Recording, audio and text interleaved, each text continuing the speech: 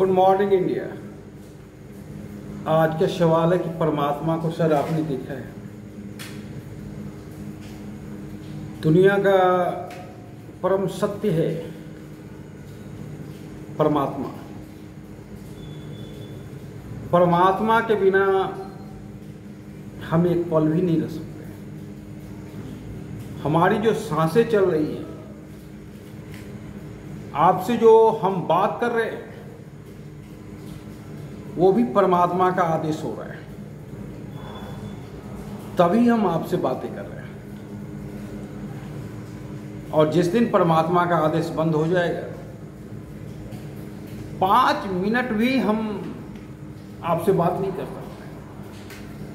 जैसे ही परमात्मा का साथ छूटा, वैसे ही आत्मा का साथ छूटा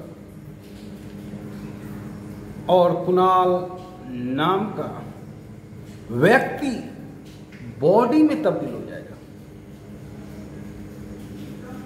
जैसे ही परमात्मा का साथ छूटेगा,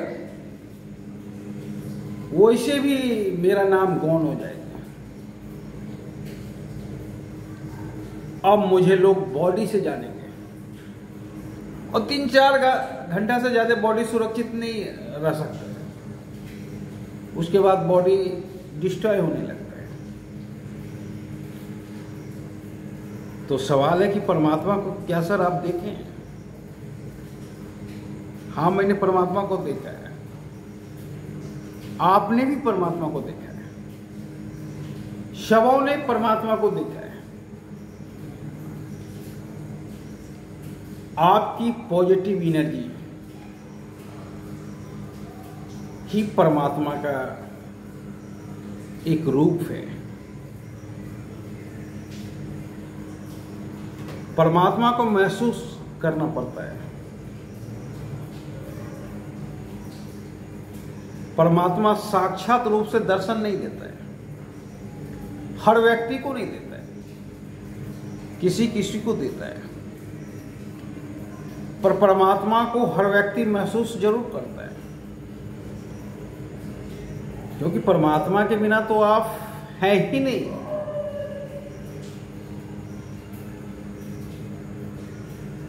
परमात्मा का जैसे ही साथ छूटेगा, वैसे ही आप गौण हो जाइएगा, आपका अस्तित्व मिट जाएगा।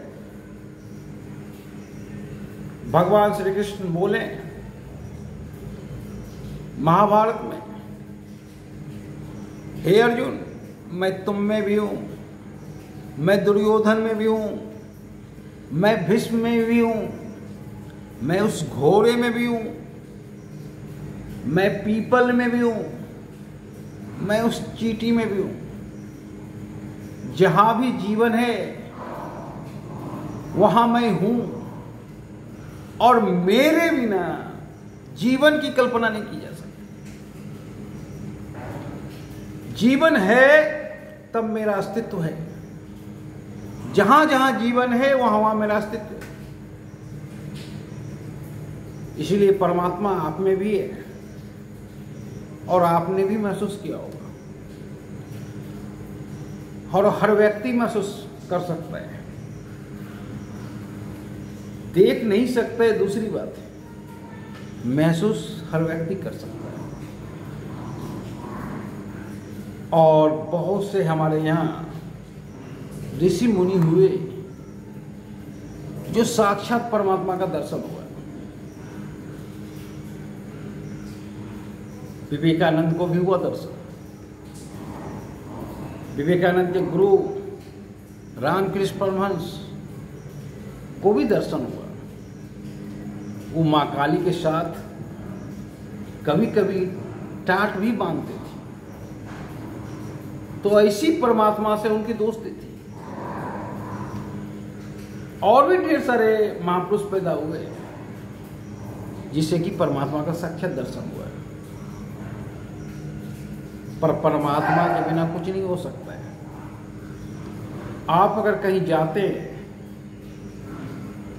और सक्सेस हो जाता है, उसमें भी परमात्मा का हाथ होता है।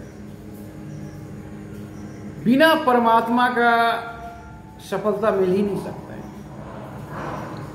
हमारे यहाँ ढेर सारे स्टार हैं, ढेर सारे क्रिकेटर हैं, ढेर सारे लीडर हैं, पर जिसके ऊपर परमात्मा का हाथ होता है वही सफलता प्राप्त करता है। हमारे नरेंद्र भाई तीसरी बार प्रधानमंत्री बने।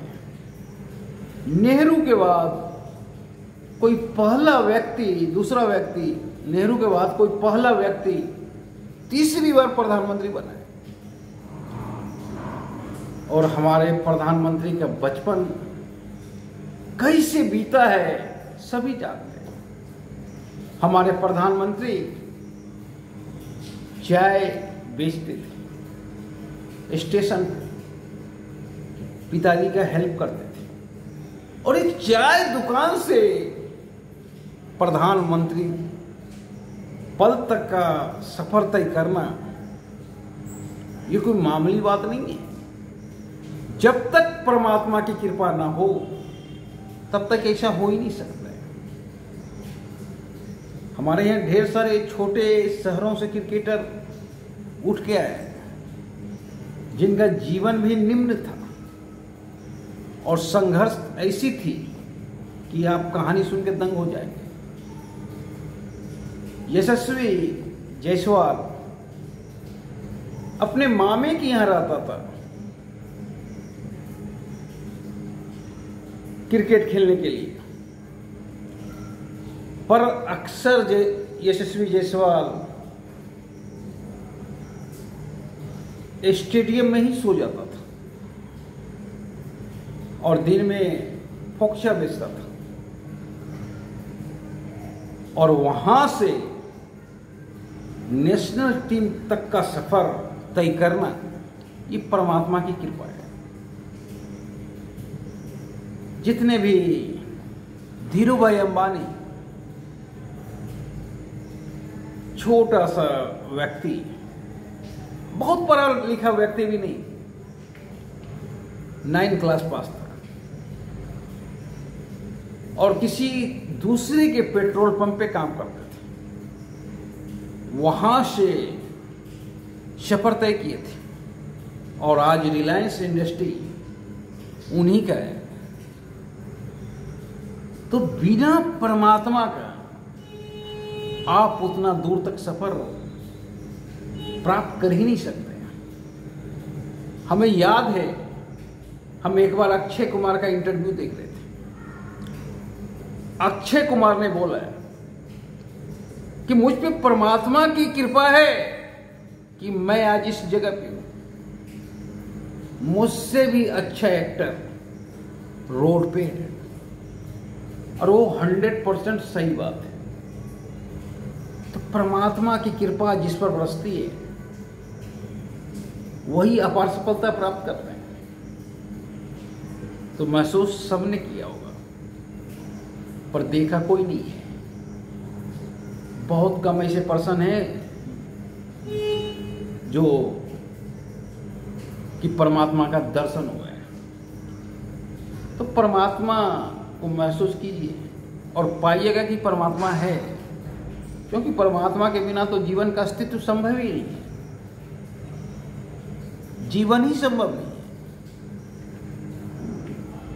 धन्यवाद।